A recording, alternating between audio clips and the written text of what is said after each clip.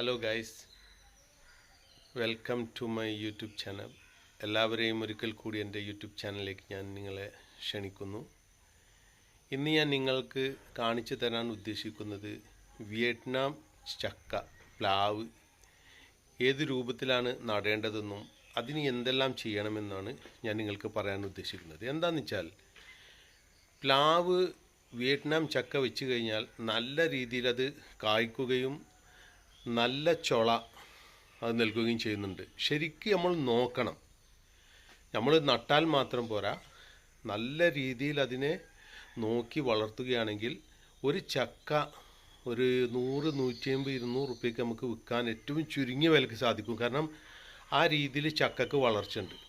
പിന്നെ ചക്ക അത് കായ്ക്കുന്ന സന്ദർഭത്തിൽ അതിന് ചക്ക വരുന്ന സന്ദർഭത്തിൽ നമ്മൾക്കത് നല്ല ചക്ക ആവില്ല എന്ന് തോന്നുന്ന ചക്ക അതിന് ഒഴിവാക്കി കളയണം. അപ്പോൾ ഞാൻ പ്ലാന്റ് ചെയ്തത് 2 വർഷമായി. ഞാനിത് ഒരു നഴ്സറി ഉണ്ടാക്കാൻ വേണ്ടിയിട്ടാണ് ഞാനിത് പ്ലാന്റ് ചെയ്തത്. സ്ഥലമുള്ള ആളുകൾ, ഞാൻ പ്രത്യേകമായി പറയുന്ന സ്ഥലമുള്ള ആളുകൾ ഇതേപോലെ തന്നെ ചക്ക ഒരു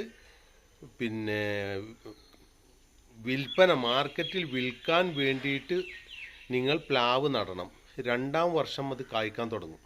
2 വർഷത്തിൻ്റെ മുന്നേ തന്നെ അതിൻ്റെ ഇത് കാണിക്കും. പക്ഷേ നമ്മൾ അതിനെ ശരിക്ക് കായ്ക്കാൻ അനുവദിക്കേണ്ടത് 2-ാം വർഷമാണ്.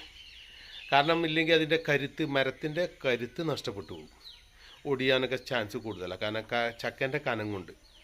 അപ്പോൾ നമ്മളത് ശ്രദ്ധിക്കുക. അത് നിങ്ങളത് ചെയ്തുകൊണ്ട് നിൽക്കുമ്പോൾ നിങ്ങൾക്കത് മനസ്സിലാകും. ചെയ്യേണ്ട വളങ്ങളും ഏത് രൂപത്തിലൊക്കെ നടൽ എല്ലാമാണ് ഞാൻ കാണിക്കുന്നത്. ഇപ്പോഴത്തെ ഈ വീഡിയോയിൽ ഞാൻ നിങ്ങൾക്ക് ചക്ക നട്ട് കഴിഞ്ഞ ചക്ക, വലുതായ ചക്ക, ആ പ്ലാവിന് നട്ട് കഴിഞ്ഞ പ്ലാവിന് വെള്ളം കൊടുക്കൽ നിർബന്ധമാണ്. വെള്ളം നല്ലോണം കൊടുത്താൽ മാത്രമേ നല്ല രീതിയിൽ പ്ലാവ് കായ്ക്കുകയുള്ളൂ. മരം നട്ടിട്ട് വെള്ളം കൊടുക്കാതെ നിൽക്കുകയാണെങ്കിൽ കായ കൂടുതൽ കിട്ടൂല. വെള്ളം നിങ്ങൾ കൊടുത്തുകൊണ്ടേ ഇരിക്കുകയാണ് എങ്കിൽ തീർച്ചയായും നിൽക്കാതെ അത് കായ തന്നുകൊണ്ടേ നിൽക്കും. നല്ല കായായിരിക്കും. ഇതിൽ വളഞ്ഞി കമ്മിയായിരിക്കും.